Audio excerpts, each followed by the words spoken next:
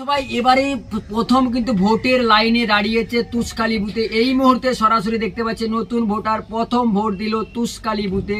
মপুর্ণা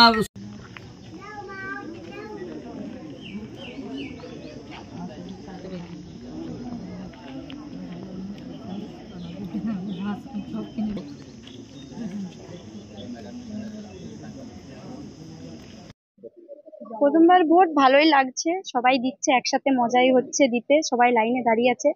আহ খুব ভালোই লাগছে, শান্তশিষ্টভাবে ভোটটা হচ্ছে।